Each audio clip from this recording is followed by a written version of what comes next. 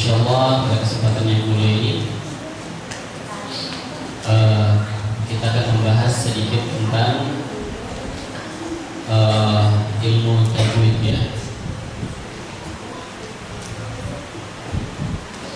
Tentunya insyaallah nanti dari muqaddimah pengantar dulu apa itu ilmu tajwid.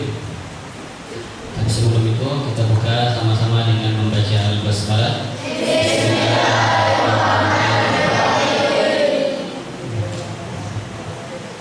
Ada yang tahu nggak kenapa harus dibuka dengan basmalah?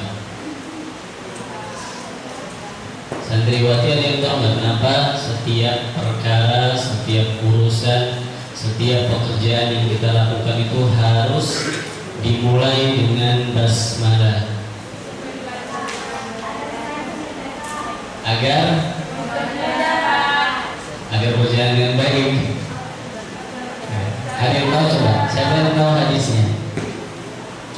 Setiap perkara, setiap urusan, setiap pekerjaan itu sebaiknya dilakukan dengan basmalah.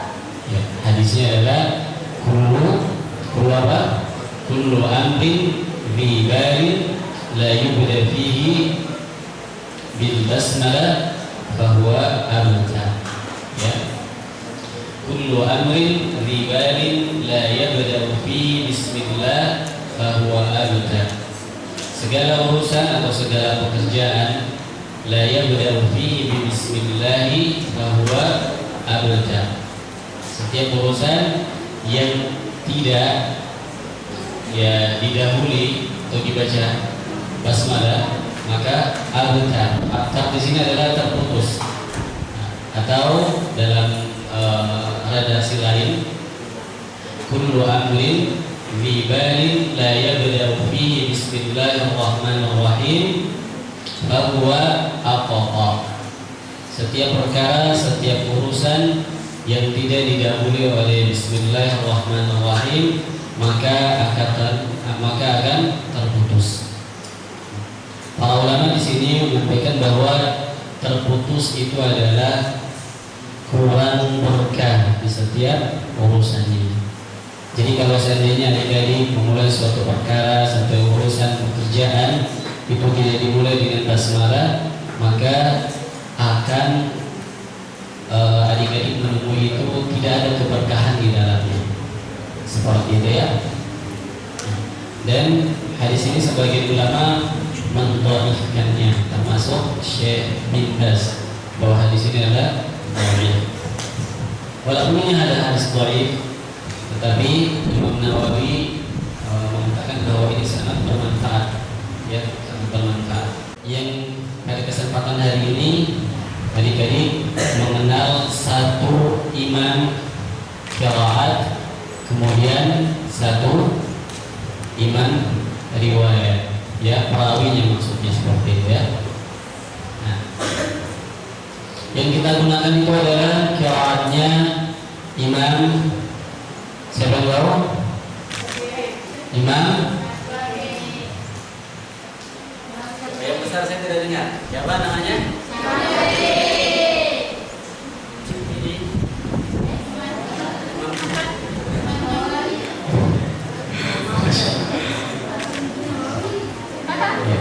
Di dalam Quran, ya ini adik-adik garis tahu, harus dicatat ya, agar tidak lupa. Ya, bacaan ya yang sampai kepada kita sekarang itu ada ya 10 qiraat, 10 imam. Ada 10 imam qiraat. Masing-masing 10 imam itu memiliki 2 perawi. Dan masing-masing 2 perawi ini berbeda bacaannya. Jadi totalnya ada 20 bacaan. Jadi adik-adik harus tahu ya, ada 20 bacaan. Nanti disebut dengan untuk yang 10 qiraat ini namanya qiraat asyara. Nah itu qiraat asyara. Ada juga yang 7 qiraat.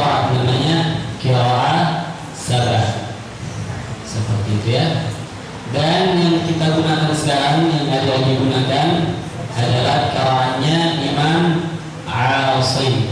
Siapa namanya tadi? Ya, ini adalah Imam Asim. Qiraatnya Imam Asim. Adik-adik harus tahu. Jangan sampai nanti ditanya siapa qiraatnya, tidak tahu. Dia namanya adalah Imam Asim. Nama lengkapnya adalah Asim bin Abi Najud Al-Asadi Al-Kufi. Ya, siapa tadi nama lengkapnya? Abi Najud Al-Asadi Al-Kufi. Ini nama beliau ya. Jadi kita menggunakan qiraat, silakan tulis qiraat Imam Asim bin Abi Najud Al-Asadi Al-Kufi. Beliau terkenal dengan nama Abu Bakar. Jadi panggilan beliau adalah Abu Bakar. Kunyah beliau Abu Bakar. Nama aslinya tadi siapa? Asim bin Abi Najud Al-Asadi Al-Kufi. Beliau punya dua murid, yakni Syu'bah dan Hafs. Tetapi kita menggunakan ya riwayat Imam Hafs. Ya, Imam Hafs. Nama aslinya adalah, silakan tulis, Hafs bin Sulaiman bin Al-Mughirah bin Abi Daud Al-Asadi Al-Kufi. Ya, Hafs bin Sulaiman bin Al-Mughirah bin Abi Daud Al-Asadi Al-Kufi. Julukan beliau adalah Abu Umar. Julukan beliau siapa tadi? Abu Umar. Seperti itu.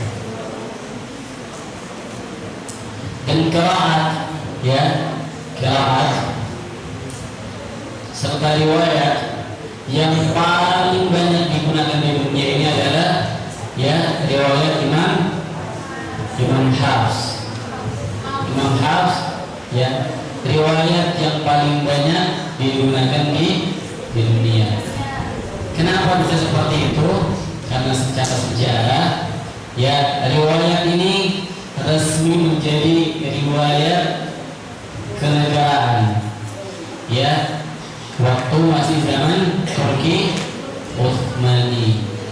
Jadi zaman Turki Utsmani ya riwayat Hafs dan Asim ini menjadi riwayat kenegaraan. Makanya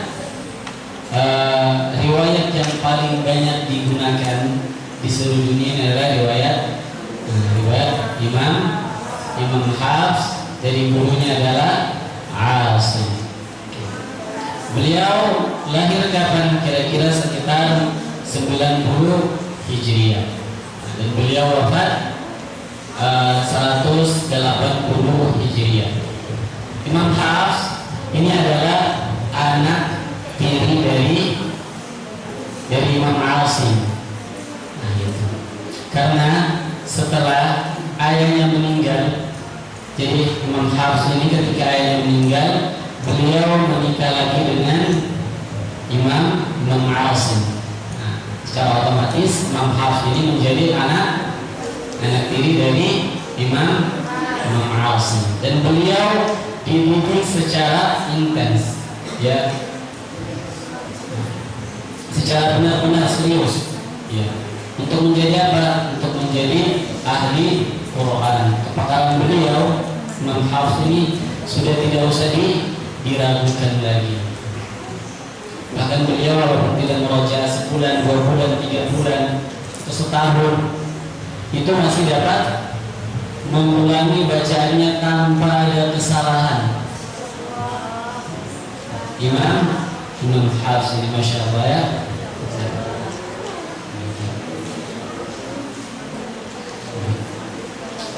Sanad Imam Hafs, sanad beliau ya, beliau itu hanya terpaut tiga saja jalannya. Dari Rasulullah SAW sanad bacaan beliau itu hanya terpaut tiga saja. Ya, pertama dari gurunya tadi siapa? Asim bin Abin Najud. Kemudian gurunya lagi Abu Abdurrahman As-Sulami. Kemudian dari jalur siapa lagi? Ali bin Abi Thalib. Kemudian Muhammad sallallahu alaihi wasallam. Ya.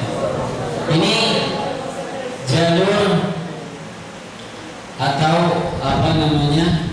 Uraian ya, sanad bacaan Imam Hafs. Ya. Hafs an Asim an Abdurrahman As-Sulami an apa? Ali bin Abi Thalib an Rasulullah sallallahu alaihi wasallam an Jibril min Allah. Oke ya. Coba. Sudah apa tadi? Bacaan ya Imam Hafs itu bersambung ya sampai ke Rasulullah itu hanya tiga saja. Ya. Pertama dari gurunya namanya adalah Asim bin Abi Najud. Kemudian selanjutnya adalah Abdurrahman As-Sulami. Kemudian Ali bin Abi Thalib. Terus selanjutnya adalah Rasulullah SAW, Jibril min Allah Azza wa Jalla. Jadi hanya tiga, sangat dekat sekali. Seperti itu ya. Selanjutnya kita mengenal ilmu tajwid. Coba, ada yang tahu apa sih itu ilmu tajwid? Yang sudah belajar ilmu tajwid, coba satu orang dulu, entah apa itu ilmu tajwid? Ini kok diam-diam gitu, malah senyum-senyum. Anda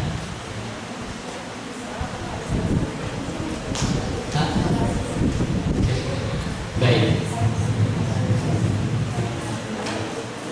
ya, ikhwan.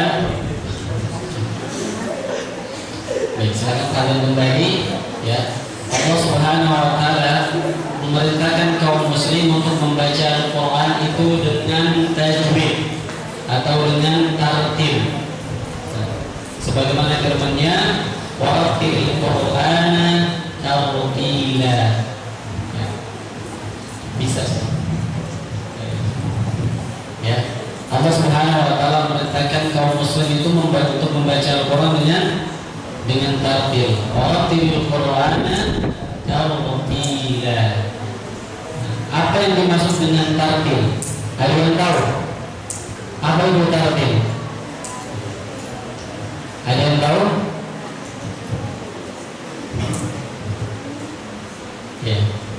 Tartil ya itu berasal dari kata rattala yurattilu tartila. Subjeknya adalah murattil. Jadi orang yang membaca itu namanya murattil. Yang dibaca namanya adalah murattal.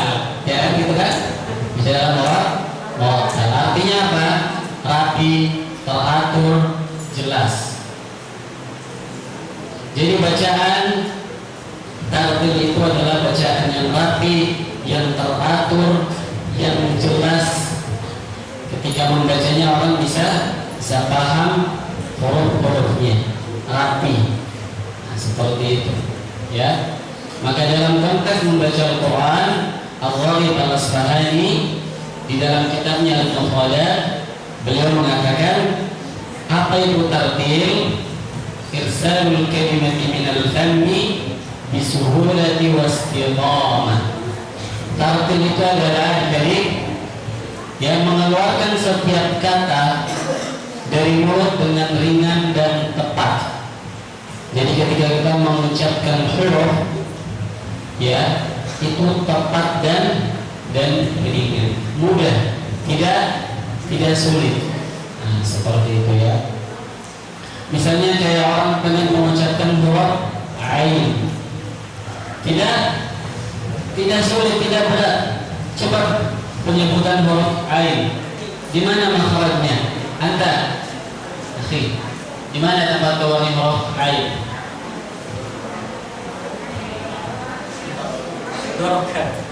Ya. Nah, ada sebagian orang yang mengeluarkan huruf ain atau mengucapkan huruf ain itu berat. Gitu ya, misalnya coba sebutkan huruf ain. Gitu ya. Nah, ini ya kata Allah Al-Asfahani ini bukan begini. Nanti ya seperti itu. Maka yang dimaksud dengan tartil adalah irsalul kalimah minal fammi bisuhulati wastiqamah. Kita mengeluarkan huruf atau kata an'amta tidak seperti an'amta, nah, tidak berat seperti itu ya. Nah, atau dari Imam Ibnul Jazari ya, dari Imam Ibnul Jazari mengatakan ya, dari siapa? Dari Ali bin Abi Thalib. At-tartil huwa tajwidul huruf wa ma'rifatul wuquf. Apa itu tartil? Tajwidul huruf wa ma'rifatul wuquf. Nah, seperti itu ya. Tartil itu adalah kita mentajwidkan huruf dan mengetahui kaidah waqaf. Tadi kita harus tahu tempat berhenti. Jadi yang dimaksud dengan tartil itu adalah tidak hanya kita mengetahui tajwidul huruf. Tajwidul huruf itu dari apa? Mulai dari mengetahui makhrajnya, mengetahui sifatnya, ya, kemudian mengetahui hukum-hukum tajwidnya. Setelah itu baru kita mengetahui yang namanya kaidah waqaf, seperti itu. Jadi at-tartil huwa tajwidul huruf wa ma'rifatul wuquf. Baik, coba ulangi. Saya bacakan. At-tartil huwa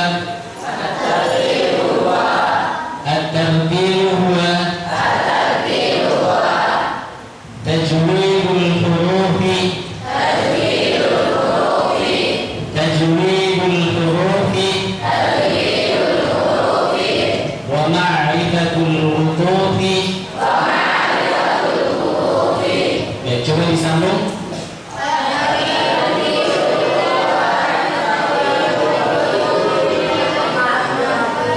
Iya, saya bacakan lagi.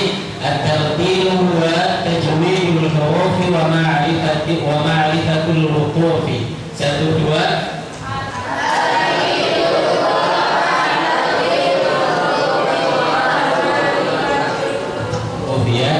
Jadi yang dimaksud dengan tartil itu adalah kita mentajwidkan huruf dan kita mengetahui tentang kaidah waqaf.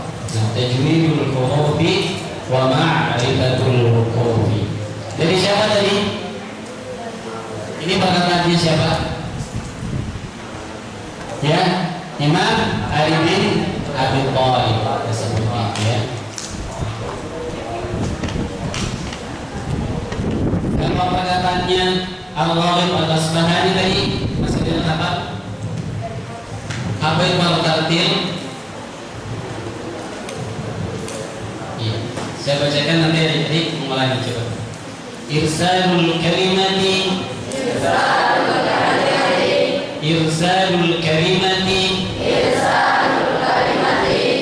minal fammi irsalul kalimati minal fammi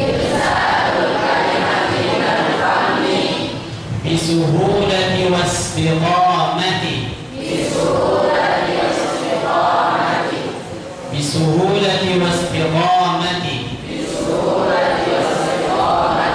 Iya, sudah dihafal? Coba satu orang kata Al-Ghalib Al-Asfahani dalam kitab Al-Mufradat. Coba, siapa yang bisa? Anta. Ada, Naif, Anta. Coba apa tadi perkataannya? Awal al-Asfahani. Tentang apa itu takdir? Apa? Baik, ya. Dengarkan baik-baik. Ini dalil, ya, bahwa kita itu harus membaca Al-Quran itu secara tertib. Irsalul kalimati minal fammi bisuhulati wasfiqamati. Coba bersama-sama, 1, 2. Irsalul kalimati minal fammi bisuhulati wasfiqamati. Sekali lagi, 1, 2. Irsalul kalimati minal fammi bisuhulati wasfiqamati. Ini perkataannya siapa? Ar-Rabi' al-Asfahani. Dalam kitabnya apa? Al-Mufradat. Seperti itu ya.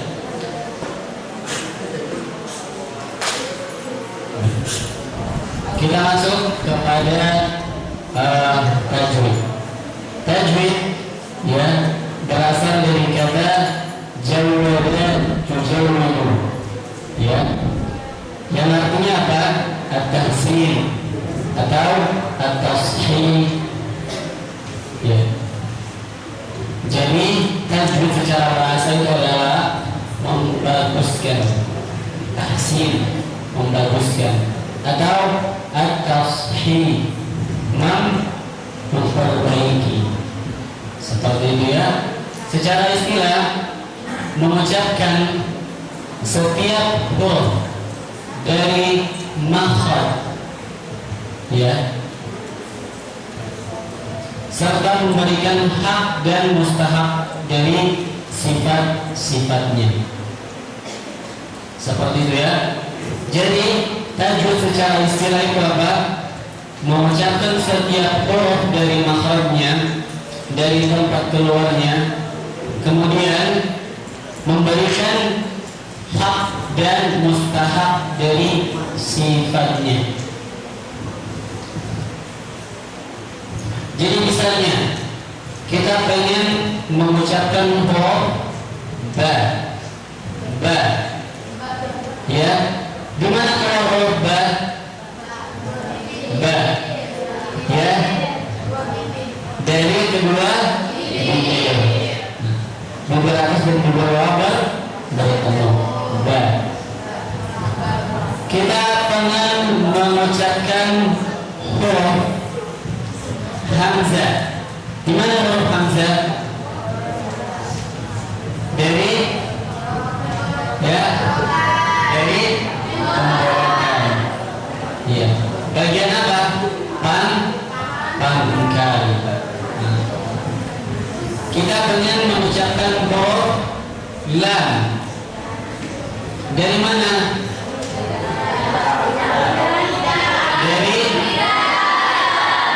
Ya, juga. Bagian mana lidahnya? Ujung lidah dari mana? Yang bilang ujung berarti sebenarnya salah. Ya, dari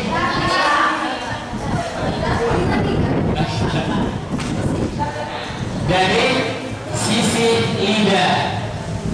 Ya, lam itu keluar dari sisi lidah. Min hadatil lisan, min ain, min al-hafa ila muntahal hafa. Dari apa? Ujung sisi lidah sampai ke tepi lidah, akhir lidah, akhir sisi lidah. Bertemu dengan apa? Dengan langit-langit yang sejajar dengannya, atau dengan